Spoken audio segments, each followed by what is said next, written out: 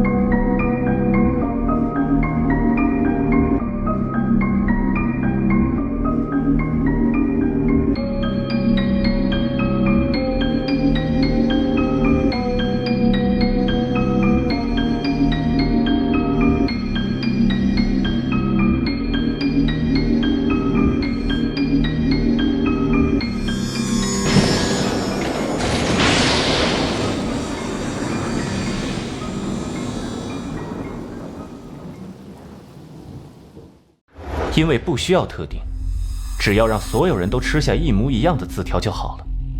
死者腹中有字条，不等于只有死者的腹中有字条。只要让所有人吃下一样的字条，则特定受害人腹中一定会有字条。然而根本没有人会去解剖活人的肚子，所以自然会认为只有死者事先吃过字条。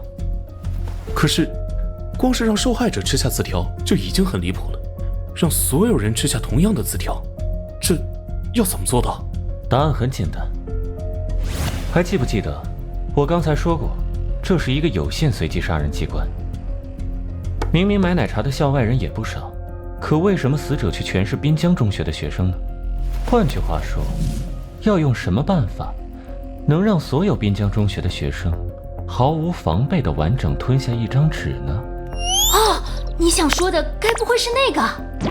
等会儿问话的时候，能不能……啊？哦，嘿嘿，没想到你还有这种癖好啊，小老弟。不过你救了王菠萝，我就帮你一回。拜托了。苗秀斯，我当时拜托你找的那样东西，找到了吗？哦，找到了。我当时还以为你想偷药吃来着。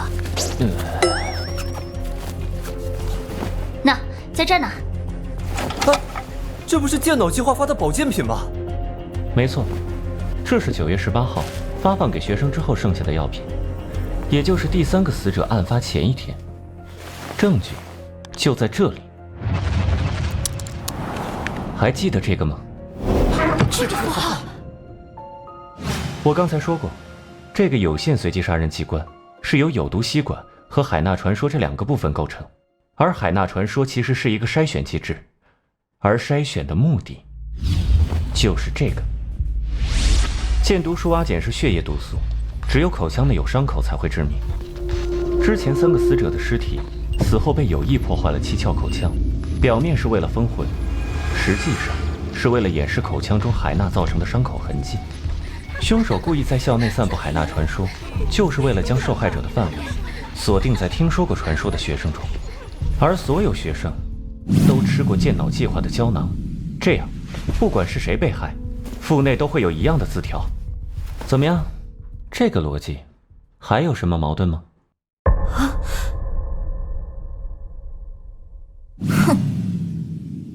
可是，凶手到底为什么不惜费这么多事，非要执着于字条呢？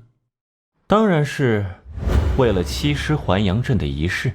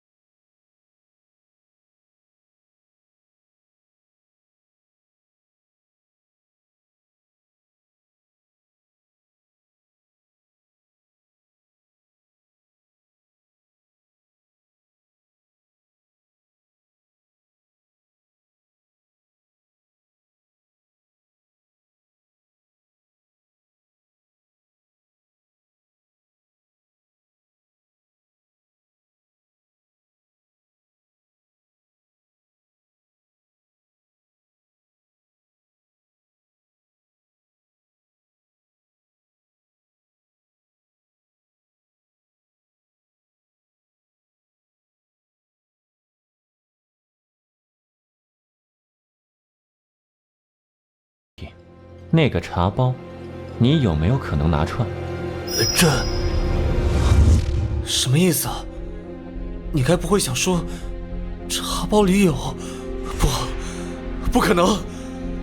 那个茶包是世宇给自己喝的，怎么会自己害自己呢？这位调查官，你怎么能乱怀疑人呢？李明翰，请你冷静。可是……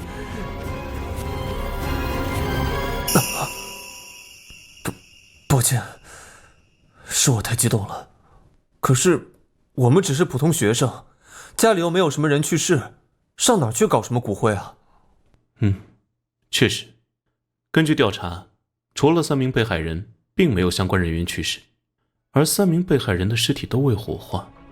如果我们怀疑人家，不光要有推理，还需要动机和证据。动机和证据吗？骨灰是谁的？这件事就关系到凶手的真正动机。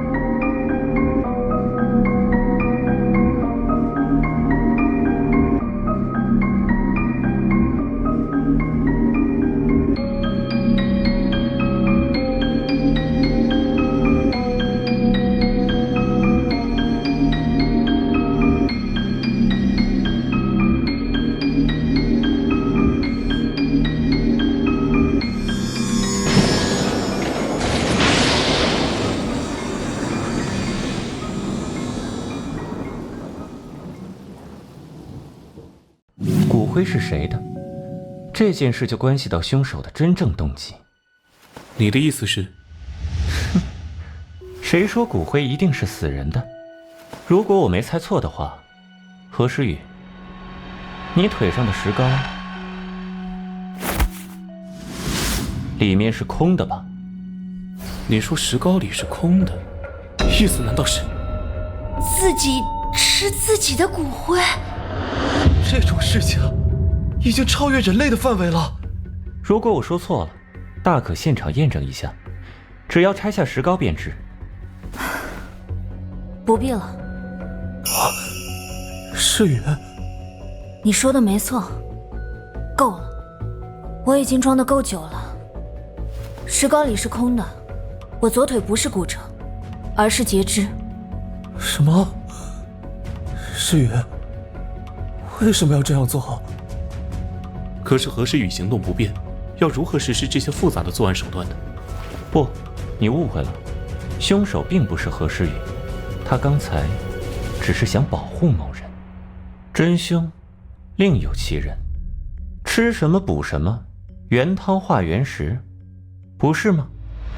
何校长，能在健脑计划的胶囊上做手脚的人，屈指可数。然而最大的破绽是因为你想杀方晴灭口。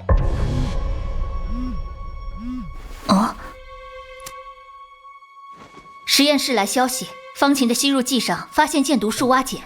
果然，可这次手段明显与之前不同，不是随机，而是特意要害方晴。动机到底是什么？刚才小张询问方晴的笔录，里面提到这样一句话：海娜的传说我也不知道从哪里开始，但是跟何诗雨出车祸时间差不多的样子。对了，明翰追诗雨的这件事，该不会因为诗雨是何校长的女儿吧？这可是个大八卦，千万不能对别人说哦。方晴的笔录上说，何诗雨是何校长的女儿。什么？诗雨是何校长的女儿？哎，你们都不知道吗？看，问题就出在这里。确实，一直以来，何校长从未对我们提及与何诗雨的关系，为什么？你们也没问过，不是吗？可是连跟诗雨最亲近的明翰都不知道，因为某种原因，两人的母女关系在校内是被刻意隐瞒的。那么，与何诗雨毫无交情的方晴，又是从谁的口中得知的呢？另外，关于海娜，方晴说自己是从别人处听说的。然而，根据笔录中的描述，方晴口中的纹身却比其他人的都要陈旧，已经接近愈合了。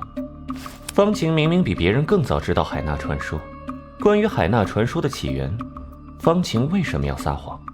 她与何校长又有什么关系？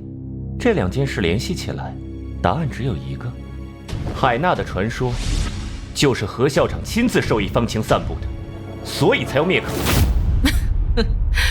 年轻人想象力真丰富。刚才这位前队长也说了，破案要讲证据，你们有什么确凿证据证明是我做的吗？哼，当然有。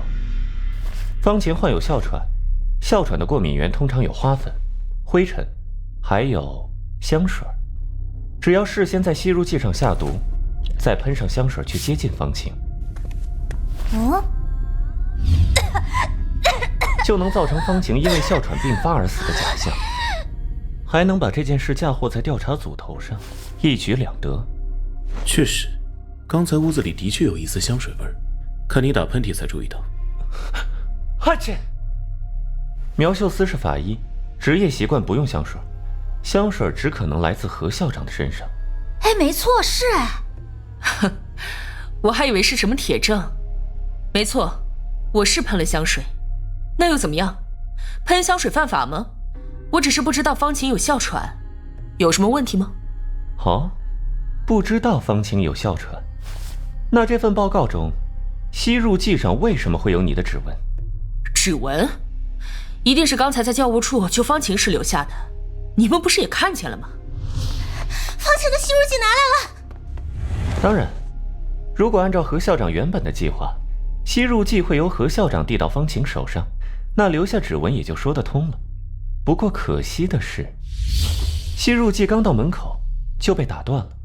在教务处内，何校长根本没有碰过吸入剂，所以吸入剂上的指纹只有可能是案发之前留下的。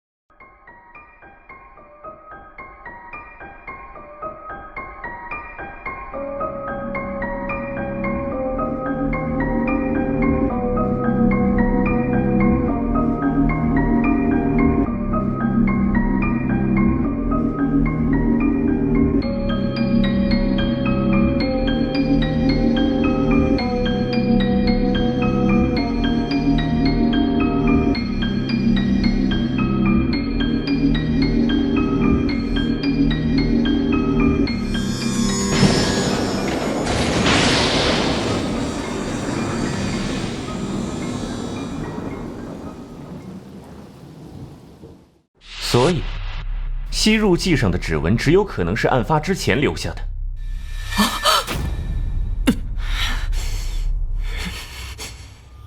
不对，我刚才记错了。我刚才去教室找过诗雨，看见吸入剂掉在地上，就随手捡起来了，一定是那时候留下的。诗雨，快说，你当时也看见了，对不对？还愣着干什么？快说句话！够了！我原本以为你只是没法接受我变成残废的事实，才顺着你装骨折，喝你给的汤药。没想到居然喝了1个月自己的骨灰，还害死了其他人。知道我不用吸管的只有妈妈和明翰，明知道这样我还是不想相信。妈，面对现实吧。你，诗雨，何校长，请冷静。诗雨，你没事吧？住手！小张，拉开他！我做这些都是为了谁？还不都是为了你？你的腿这样一辈子全完了。我从没觉得变成残疾人生就完了，是你觉得。我也从没让你去杀人。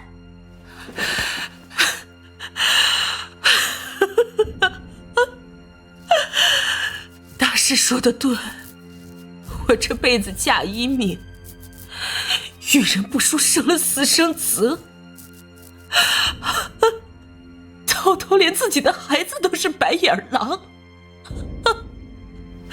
何校长，到此为止吧。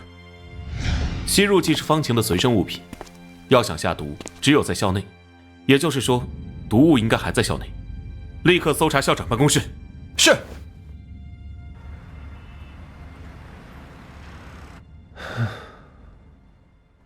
毒物找到了吗？找到了。这是怎么回事？吸入剂上根本没有留下清晰指纹，没有确凿证据时，像刚才那样诈嫌疑人是有风险的。这次只是侥幸。这不叫侥幸，这叫合理推断。兵不厌诈，如果作者等毫无疑问的证据，那这世上的罪犯10个里有8个要逍遥法外。可是我说过吧，不能干涉我的办案手段。我们的目的是制止犯罪。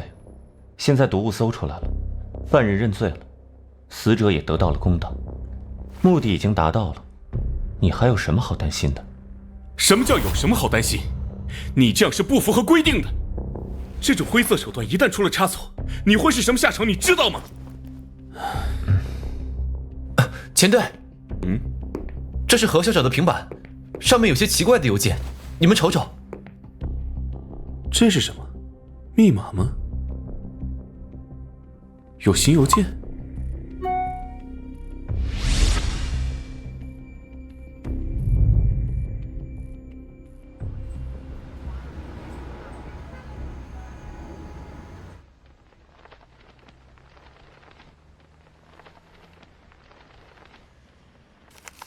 不是。